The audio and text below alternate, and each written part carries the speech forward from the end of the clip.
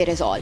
Does he have the energy to take on a player like Arjun Erigaisi, who always brings the fight to you? Will he be able to withstand and put out his best against Arjun is the big question. I think this game 2 will tell us all we need to know about that. Hikaru Nakamura now starting with the white pieces. Arjun had the opportunity to seize the initiative, and to be fair, he ran with it in game number 1. However, Hikaru is more than capable of doing this in high-pressure situations, and we are looking forward now to seeing how he chooses to come out of the opening in game 2. And Hikaru starting with the Queen's Gambit, met by a Slav defense. Now both sides fianchetto their bishops. It's a bit of a hybrid opening, this one, as Hikaru jumps forward with a knight. White has small hopes of an advantage, although black is rock solid here, due to the fact that white holds the key to the center. There's some tension. The white c4 pawn, though, unlikely to be captured anytime soon. It might do the capturing itself. And this is known to be very kind of traditional, very classical for black. Maybe, again, playing against Arjun here, he's hoping to provoke Arjun, Hikaru Nakamura, as he trades off a set of pawns in the center. This is still mainline theory, but who knows their openings better, who's done their better homework? That is the key question here. And for Hikaru, it's so important to sort of just keep the game going and maybe not create that chaos himself, because he knows, you know, Arjun will find a way to create chances for both players. So he doesn't need to rush into any complications, and that's why we see this very symmetrical pawn structure at the center of the board.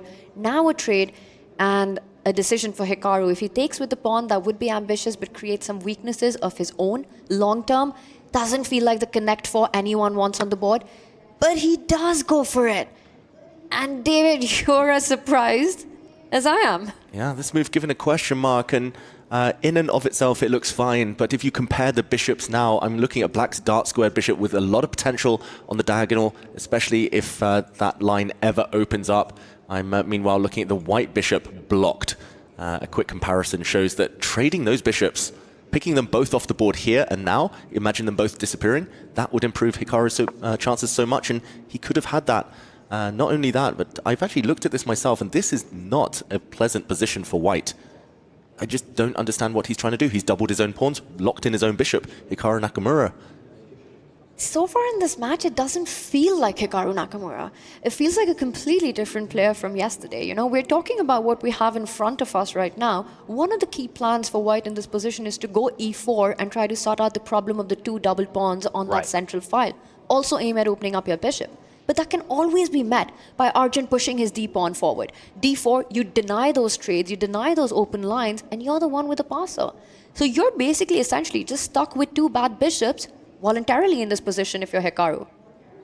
Maybe we have a situation, we've seen it a couple of times in the Esports World Cup. I wonder to what extent Hikaru is playing the scoreboard situation. Because you're right, Tanya, he doesn't have to bring the chaos. He doesn't have to deviate. But at the same time, there's always a voice in the back of your head after you've lost a game to say, well, if I just chill out and every game is a draw from here on out, I lose the match. And that voice is always nagging at you to do something, and it's very difficult to ignore it. And in the meantime, we've seen a couple of quick moves. Arjun is going for white's doubled e-pawns.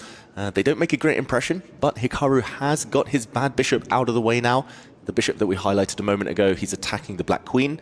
And when the black queen moves, he will most likely start throwing pawns forward. The white f-pawn, it feels desperate here.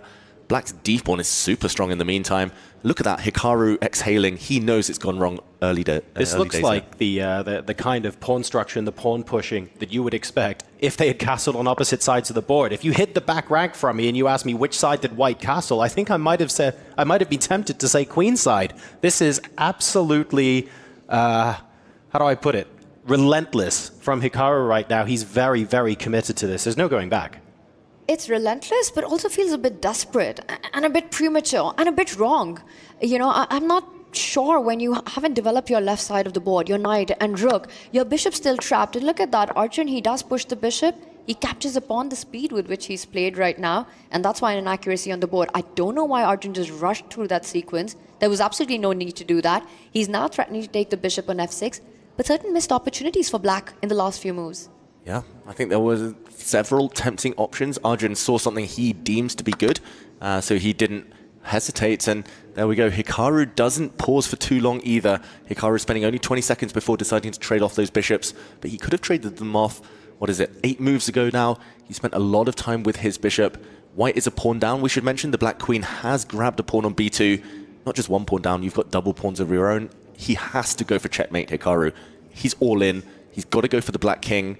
That is not going to be easy. You can push pawns, but you don't have any many attacking pieces yourself. And Arjun, if he defends this well, is a favorite now. Yeah, it almost feels like 1.5 pawns up for Arjun with the pawn formation that Hikaru has. And the queen and the knight that white has is just a little bit too far away from the black king. Meanwhile, for Arjun, you know, there are direct plans. He wants to Fianchetto his bishop, opens up the way to get there. The black knight about to jump to the center of the board. And look at that d3 pawn. I will say one thing, though. Worth more than a pawn. I will say one thing. The knight on d2 has the potential to jump into c4 with tempo. And once it's on d6, it's rather difficult to dislodge. So if white can find a way to get more than just the knight into the attack, I can see this being really, really dangerous. But I'm sat here thinking, where's the second piece? Where's that coming from? And that's where I'm struggling. The queen on g4 doesn't actually do much, not yet. So what's the follow-up that makes this attack have real bite? And I think that's the problem that Hikaru Nakamura is trying to solve right now. Yep, he has some time at least to try and solve that. Slightly ahead on the clock. But he definitely needs to activate the white pieces. You always need some kind of compensation, whether it is an attack or beautiful outposts or pawns that are looking very dangerous if you have made a sacrifice like Hikaru here. And the last few moves, we've seen inaccuracies from both players. I think that's going to continue. It's that type of position, very irrational, the pawn structure. It's one that they won't have seen before, this type of scenario. So Hikaru pausing now, burned away his time advantage, a shake of the head, but still, he's not out of it. The eval bar even says it's level after all of those adventures. That's the most non-human evaluation of this position. You know, the evaluation bar gives it because simply the computer can find the best move after a best move. But in these kind of dynamic play where it's an absolute mess on the board. You know, there's no direct path. There are so many options, and it's really hard to calculate and try doing that. Good luck doing that with 6 minutes on the clock. Every move is a high responsibility move here. You're down a pawn, black's pawn is on d3, your pieces are behind, Arjun's potentially threatening to offer a queen trade, I was about to say from c2, which has just been stopped with the last move, rooks to c1, attacking the black knight. I'm expecting Arjun to jump forward with that knight to either b4 or d4, creating threats of his own. This is a crazy position. 6 minutes on the clock. Lots of mistakes are going to happen, and I think we're going to see the bars swing up and down quite a bit in this game. Yeah, there's, both sides have potential for swinging their knights forward right now.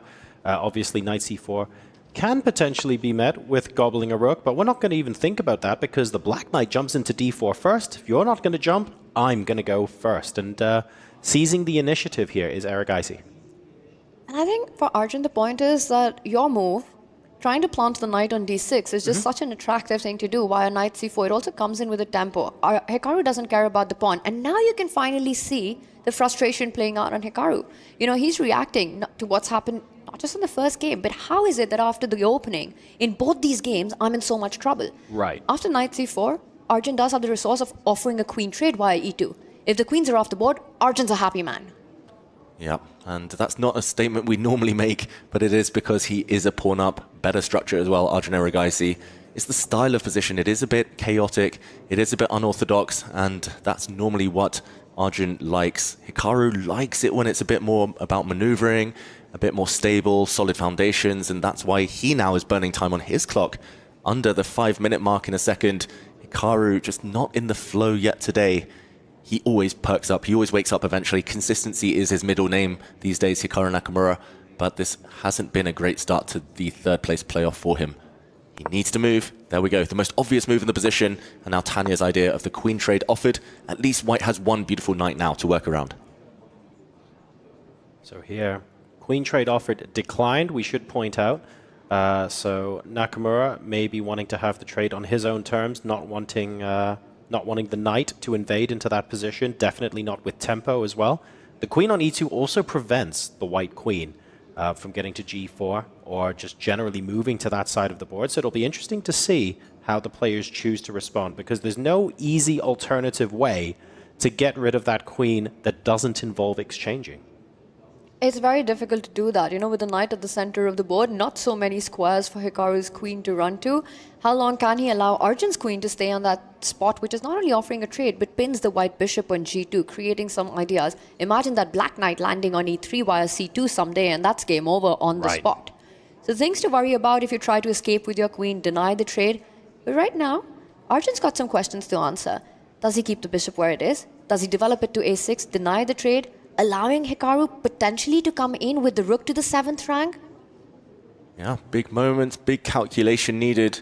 Arjun, he wants to develop his bishop. The white queen could also come out to a4, though, hitting any bishop on a6, hitting the black knight in the center. Hikaru looks so fascinated by this position, suddenly wide-eyed, and it's not even his move. He's getting excited about something here, Hikaru Nakamura. Maybe starting to realize that it is still a position rich and full of possibilities here. The position's completely nuts, right? From a human perspective here. You see so many ideas, so many threats, so many tactics and tricks in this. Again, every move could just be completely lost for either side. You know, you play bishop a6, you better be sure you have a response to queen a4 coming in with a double attack. You go queen takes queen, thank you very much. Pawn takes queen, I'm hitting your rook. Super happy to get that pawn on the 7th rank. How are you going to respond to this? And I think Hikaru totally locked in, zoned in, and wow, he does go for that idea. The queen hitting the black knight and the bishop. Arjun, he sensed something in this position. Tactics incoming. And our audience there in the arena looks fascinated. They must be looking for ways to stop the white queen winning a piece. Hikaru looks very calm right now. It's a double attack. The white queen hitting the black knight, hitting the black bishop, and at least according to our engines here in our studio, only one move for Arjun to maintain his advantage. It's not an easy one either, and he will need to be very creative. Let's just show the white queen was attacking the black knight, and the black knight actually jumped, but the black bishop is up for grabs now. Queen takes bishop will allow the knight into e3, threatening checkmate, hitting the white rook as well. The black queen trying to grab on g2, and if the white rook moves, we might see some cool tactics. Knight takes bishop, rook takes knight, and check this out, a full queen sacrifice, pawn to d2, bang! And look at the tension between the queens now. The white queen hit, the black queen could be captured twice, but if she is taken, a new queen is born, winning the white rook in the process, and when the dust settles, rook for knight advantage, Arjun Erigaisi. That is incredible tactical vision. That's very, very deep. And let's see if that ends up playing out. Knight c2 was played on the board. So let's see what happens next. Knight's actually gone up to g4 instead. So a bit of a deviation from what we saw. This game's about to end. Arjun didn't take the bishop. Maybe he saw some ghosts there. Maybe there were some issues. But he's about to force a draw with a repetition. The knight jumps. There's going to be a bunch of checks. This game is about to be over. Arjun could have taken a 2-point lead in this match. He had that option. The line would have played out. Knight takes bishop, rook takes knight, and d2. He didn't spot it. And this is very unlike Arjun. Usually these kind of tactics is what he lives for. It's his breakfast, lunch, and dinner. He does them 100 times a day, but he just rushed through. And now we're going to see a knight jump back, the king move back, and there it is. It's going to be repetition. This one ends in a draw. With the tactics on the board to keep the game going for a potential 2-0 lead, we instead get to a threefold repetition. So Arjun Erigaisi maintaining the lead in the match, 1.5 to a